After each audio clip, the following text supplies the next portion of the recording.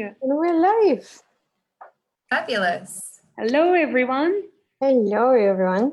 Hi. And welcome to our live stream. So again, once a week, usually on average, we bring in amazing women and amazing speakers who share their top tips as well, or in something that they have created and something that they definitely specialize in. So myself and Ksenia and Anastasia Grace, so we obviously founded Fall in Love with Sales.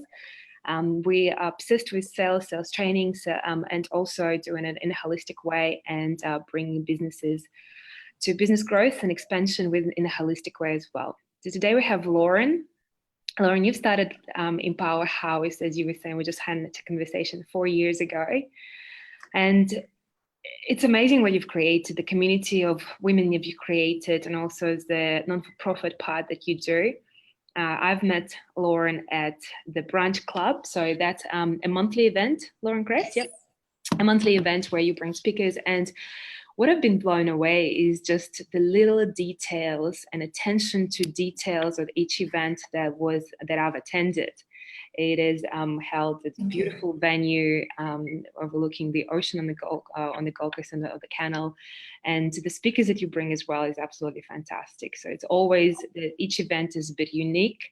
It's never the same from what have seen, and yeah, so that's why it was a non-brainer. We'd love to have a chat and just find out exactly what happened, how you started. Tell us a little bit more about the business as well. And also just what's your structure for the event, how to create a community, and also how you bring these amazing speakers to. Thank you so much. I'm so happy to be on. So thank you for inviting me to be live with you as well. And thank you for coming. I know you've been a few times and approached me about being a speaker, so that'll be fun for next year as well. I started the Brunch Club because I had finished working as an employee. I was working, managing and all that sort of stuff for 10 years. So, you know, you go from having hundreds of conversations every day to then sitting at home, working at home, being alone. So I started going to some of the networking events, and I found I was leaving there with, you know, a handful of business cards and really a bad taste in my mouth. So I decided that I wasn't the only one that was probably feeling that way. And obviously there's nothing wrong with that kind of event. It's just not what I was looking for at the time. You know, I wanted to have genuine conversations with people and make connections and, you know, learn something or whatever it might be. So I decided I'd put my own event together, which is the Brunch Club. And at the event, I banned business cards and sales pitches. And I did that intentionally because I wanted to create an environment where people could turn up and know that they're going to learn something from the speaker. They're going to get value. There's no, at the end of it, sales pitch of, you know, the first 10 people will get blah, blah, blah, you know. So I wanted to get around that because there's plenty of those going on. So I just wanted to move away from that and create something that was more personal, where you could come and take off all of the extra hats that we wear, you know, not be mum, not be business person, just be Lauren, just be, you know, just be you, and just sit there and enjoy brunch, a gorgeous view. As you said, Edgewater is stunning, looking over the canal straight over to, from Isle of Capri over to Surfers. And also create a platform for the speakers to be seen and heard and share their stories and share what goes on for them and their knowledge and all of that sort of thing. And so it becomes a win for the speaker. I do pay the speakers as well.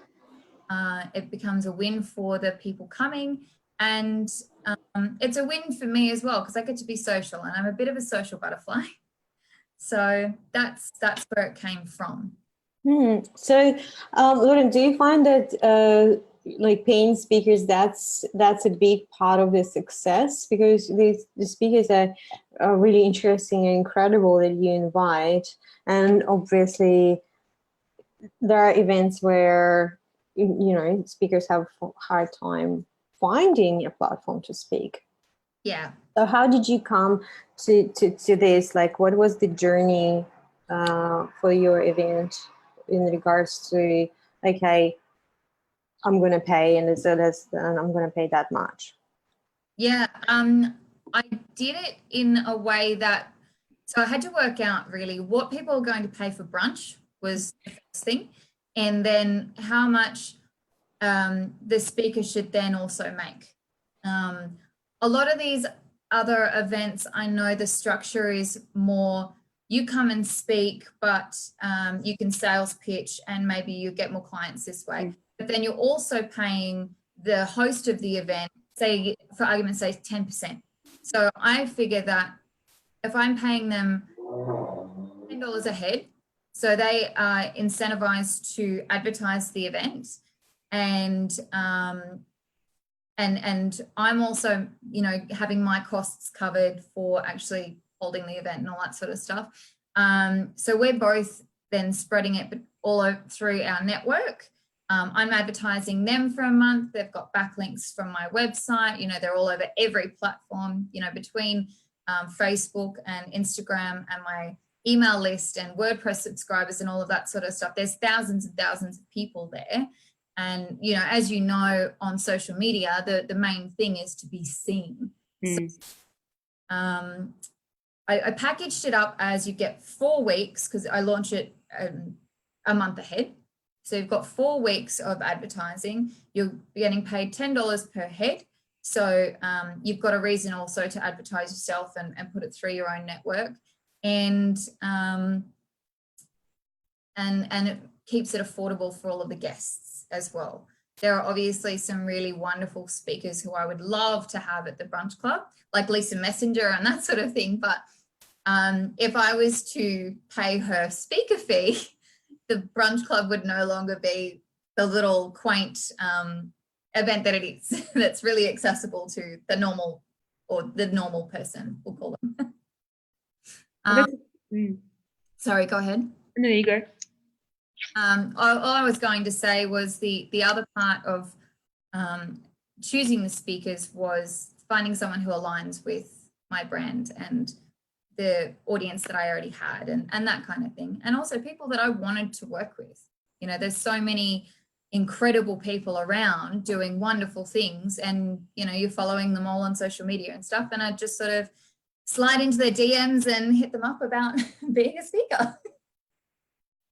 It's awesome. Lauren, I wanted to rewind, 4 years ago. So let's say, so it's you, I think you're coming from completely different backgrounds than organizing events. And yes. I'd love you to touch on that, because I was a bit, I guess I really admired the fact that tourism is the industry that you come from. And okay, so you have that idea. I was like, oh yeah, I went to some networking events. I didn't really quite like it. Okay, so I have an idea of creating an event that I would want to go to. But what do you do then? Like, how did you get to where you're at now with, again, thousands of people on the subscriber list, but like, what did you do in the very beginning to get to where you're at? With my business, so to clue everyone in, I manage panel shops, which is automotive repair, for basically since I finished high school. So I was 18 then. So I spent all of my time in that. I left and I did financial advice as well. So I'm a qualified financial advisor, but the company I was working with weren't the pillar of integrity that they claimed to be. My time was limited there. So I went through the NIST program and I did my Cert 4 in small business management, which is what they get you to do. While I was sitting in that class, I was actually, as a side note, wanting to be a life coach. So I've done my training through the life coaching college as well. I did that while I was still employed. I'm also an NLP practitioner and all of that sort of stuff. So I was there to become a life coach and start my business doing that. Sitting in that classroom with 20 other people, having come from 10 years of managing staff and all that sort of stuff, doing this certification, I realized that there was a huge gap between what they were teaching in formal education on how to manage a small business and the actual day-to-day setting it up, where to go looking for trademarks, registering ABNs, business names, how to set up a website, how to do a business plan. There was all of these things that were missing between there and there. So that's where my business sits is in educating and training on that practical stuff that's between the formal education and what you actually have to do every day. So that's what I've got all of my experience in. I went and did all of the diplomas of everything else, and you know, I've done that many things that I've still gone, there's still no practical training that teaches you how to set up a website and how to walk through a month worth of social media posts and plan that content for the whole year and read profit and loss sheets, or, you know, all of those things that you end up understanding when you've been doing it for a while. So that's what my business is business education and training. But like I said, I'm very social, but I also really enjoy hanging out with business people. So that's where the Brunch Club came from, was to set up a brunch event where people could actually sit down and chat. It's aimed at the self-employed types, though. You know, people working 9 to 5 wouldn't be able to come to the Brunch Club because it's on Friday at 10 o'clock in the morning. So that's not going to suit them, but they're also not my target market. So I'm hanging out with, you know, 20 people who are of the same sort of, at the same sort of stage of life as me, or business as me, or that sort of stuff, who, you know, we can all connect and collaborate and lift each other up. So does that answer the question? Yes, it's brilliant, definitely. I have a question. With the new business, you know, you quite often recommended to test the market and, you know, to test your audience. So have you done that with the events? Have you actually get out there and to find out for sure for yourself, is that something in demand? Yeah. I was spending a lot of time on Facebook groups, mostly.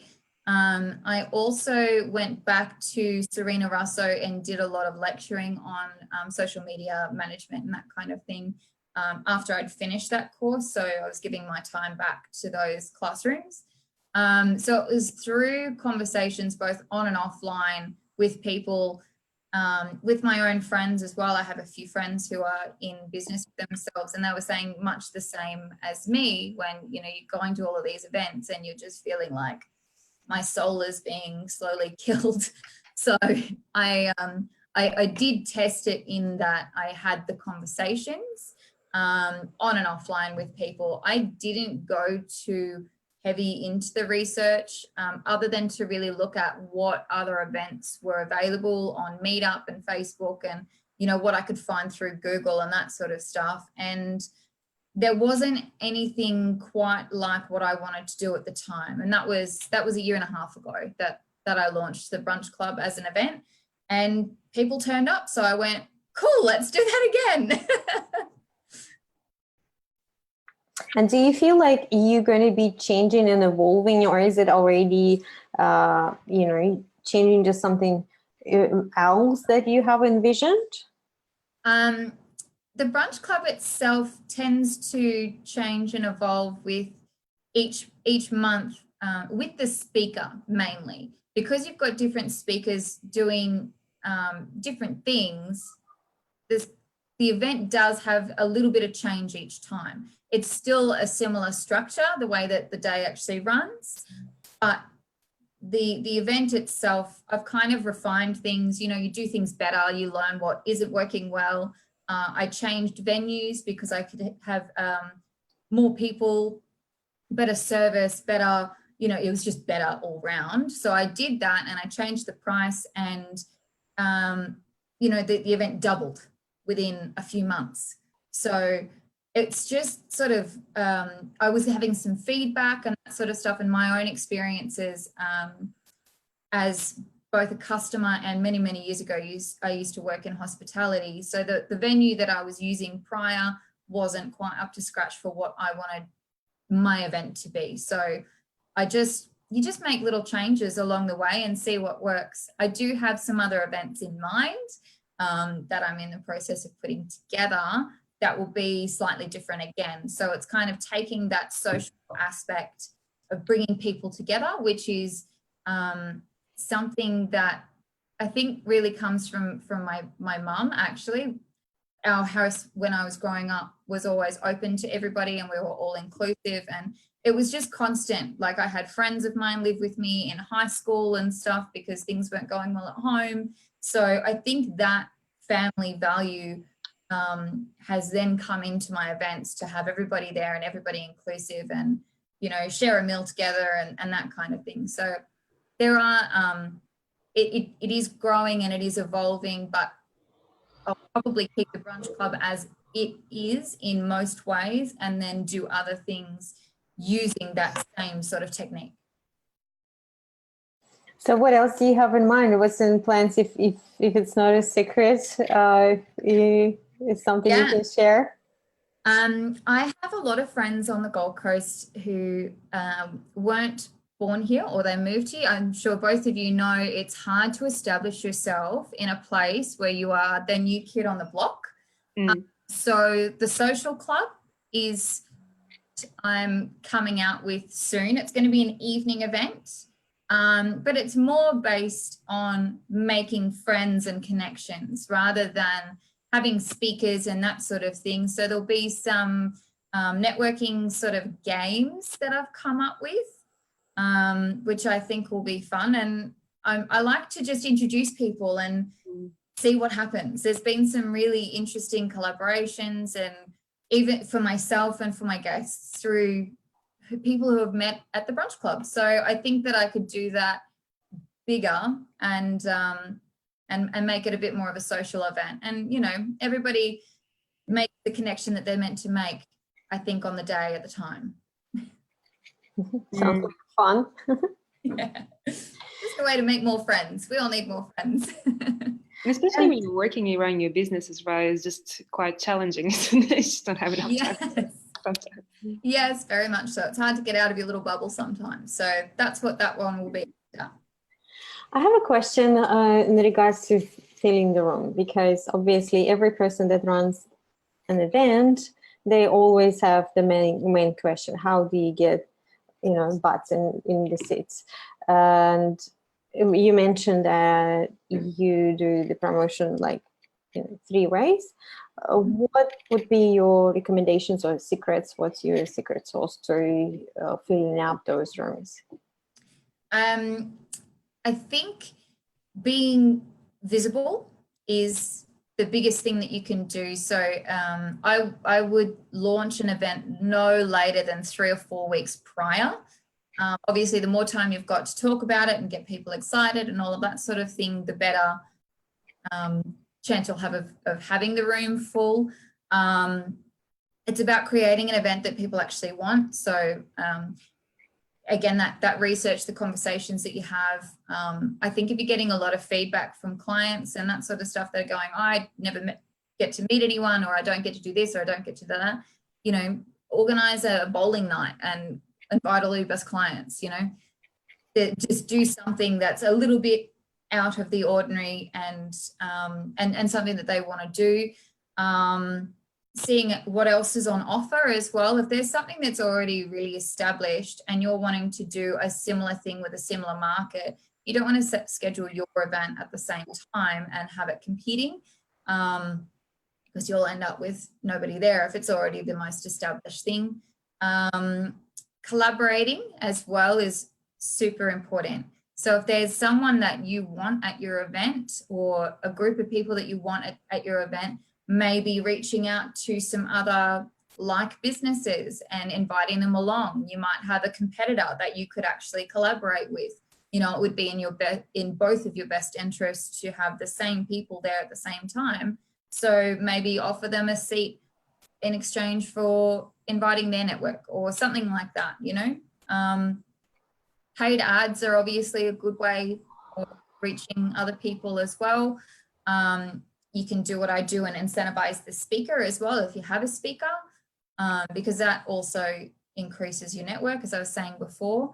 And then I guess the other thing that to be considered is what is your metric for success for the event? You know, is it how many people you got there, or how much money you made, or the impact that you've made on them, or that kind of thing. So As Lisa Messenger was saying the other day, there's more than one currency other than cash. So it's just about leveraging the connections that you have and offering value to the people that you want to connect with. And I think if you're doing that, you're giving your message away really well through all of your social media and on your website, and keeping really consistent and visible, then you'll do well. And not stopping because 3 people came as well. 3 people is better than no one. So I have turned up for 1 person before. I will tell you that. I had 1 person book in and I went, all right, cool. I happened to be the speaker at the time. So I was like, well, that's weird. But anyway, I turned up and I still had brunch with them, and they got me one-on-one, which would cost normally hundreds. But this person paid their $59, had their brunch, and got me all to themselves for 2 hours. So that's a pretty good result for them. And Lauren, do you know, are there any trends? So you've seen that some of the events were definitely more successful according to your metrics, right? And some of them were not as successful. Would it be less amount of people, or you just felt like, what are the common trends, like anything that you found that's guaranteed or leading more to a successful event? The speaker was definitely the number one thing. People are coming to my event because they've come before, or because they want to see that speaker. I haven't really found another reason. Like, they might come with a friend, but for the most part, I'm getting feedback from people now, and it's like, either I wanted to see this person, or I've come before and I've had a really good time. So I do think the quality of your speaker, and again, incentivizing them to go out and put that out to their network and that sort of thing, they will bring the people to it. If that's the kind of event you're doing. If you're not having speakers and stuff, then obviously that's not relevant. It's going to be about the value that you're delivering the guests. But the speaker is definitely the number one thing that has been the most effective.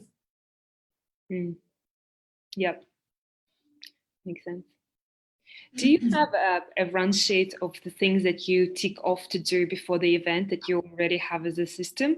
So let's say, for example, you start at that time, so that's the things that you need to be doing. These are the things that you need to do for setup as well. Yeah. Once I have spoken with my speaker and I give them a rundown of what the event is about, what I want from them, and what has worked really well in the past, what the guests respond to well, which is usually sharing their story a little bit so that the guests can get to know the speaker more, and then their information.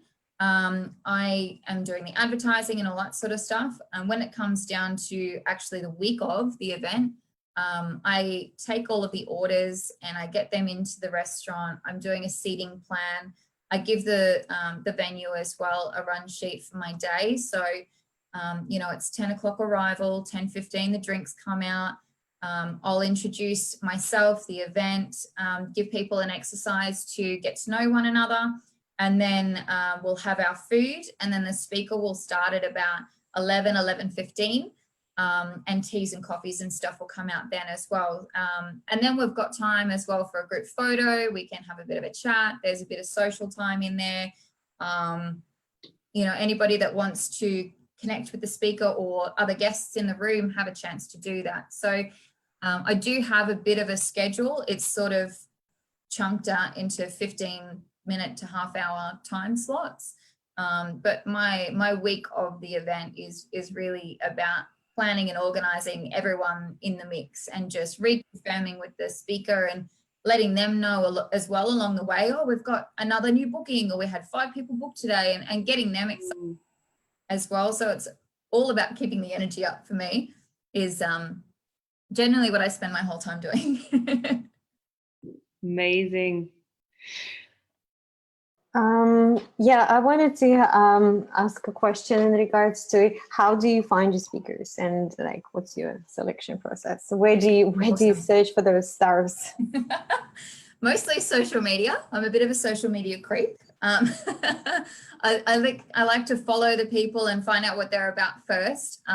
When I started this event, the best advice I was given by someone who had done a similar thing elsewhere, said to me to choose your speakers wisely because you're going to align them with your brand. So it's about choosing a speaker who is congruent with your brand and your audience and has value to offer and that sort of thing. You know, there is so many people that will put their hand up, but you don't want to say yes to absolutely everyone. So that was the best piece of advice I was given. I do practice caution in that regard, in aligning myself with people.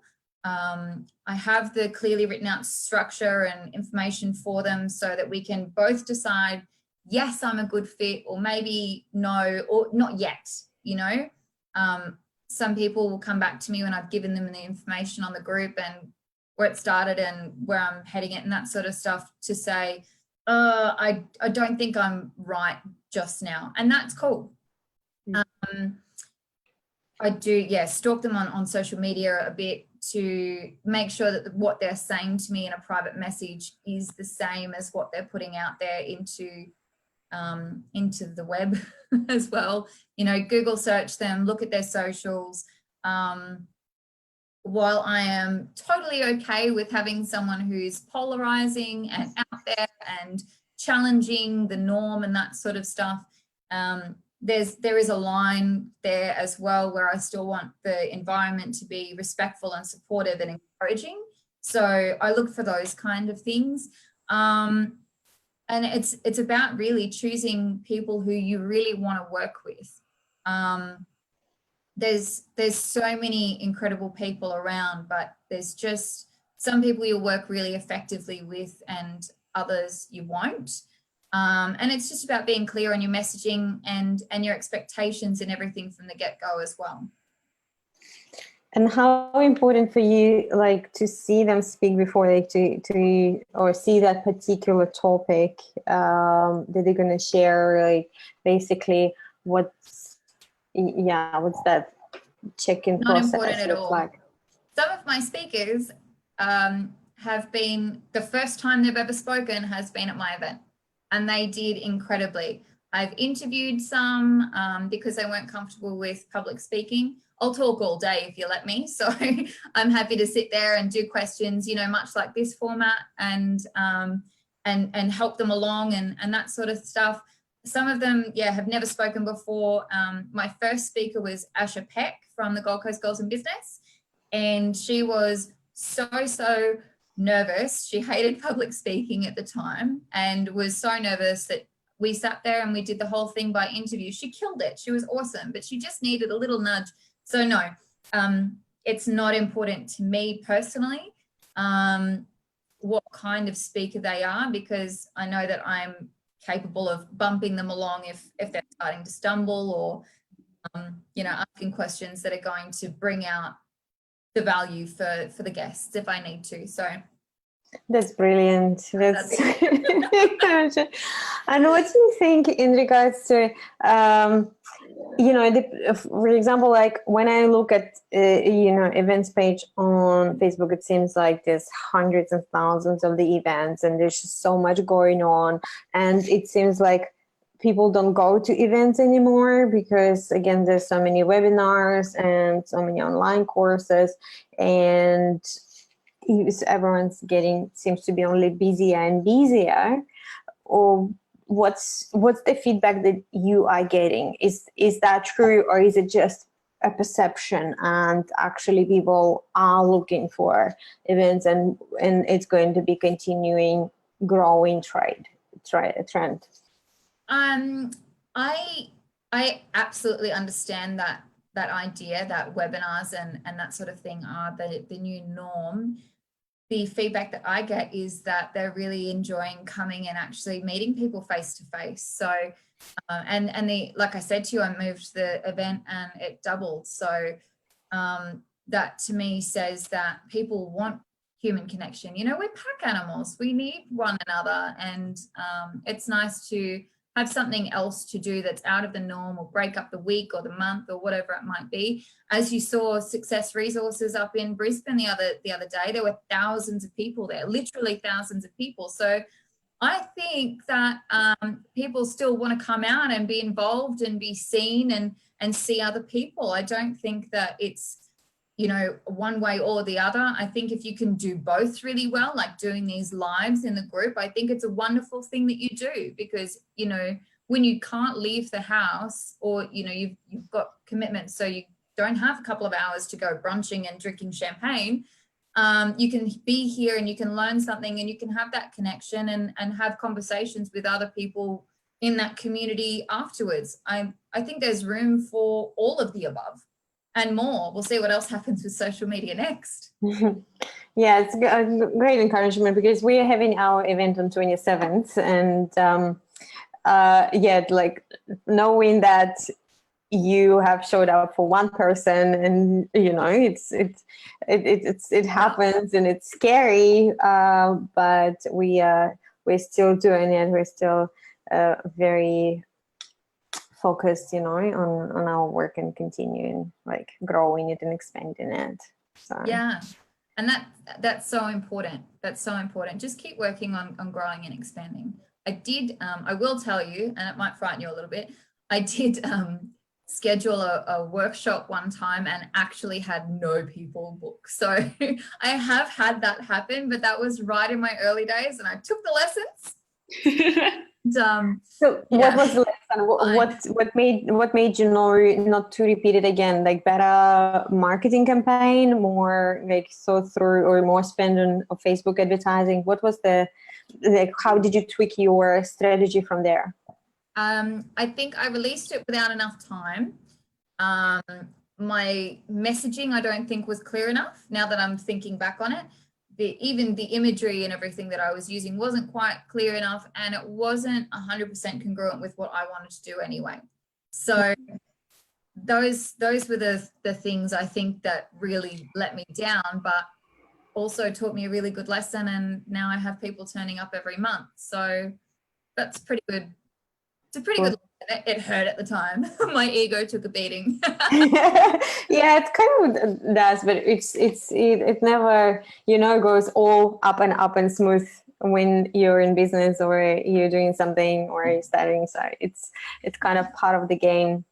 And exactly. do you find that location makes a big difference in attracting people? Yes, very much so. It depends on what you're wanting to do, of course. I mean, if you're wanting to hold a beachfront boot camp, then you'd go to Burleigh, right? Because everyone wants to work out on Burleigh Beach. But it just depends on what you want to do. Yes, the location definitely matters. You know, things like the facilities there, whether there's a nice view, whether they can have brunch or lunch or drinks, or as well, I have a lot of mums who come with babies and stuff, so being able to get the pram into the event space can be important. You just have to think about who's actually coming and then tweak your event details from there. The venue is very important. And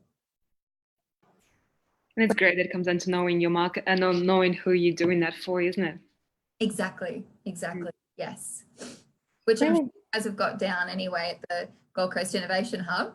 That place is awesome, by the way. I drove past the other day. It's wow. Yeah, it's a very good venue. It's very convenient as well. Yeah, so that's where our event is going to be, and we're going to share in the link on our group and our page. We're going to share your next event. We're going to share our event. So yeah, we want people to come to more events and get more education. Amazing. As Marley Yolanda says, sharing is caring. Yeah, she's good at it. She is. Thanks so much, Lauren. Thank you for your time. Thank you so much for having me. It's great. I'll share your event now too. Sounds good. Have a good one. See you on your next one. Bye.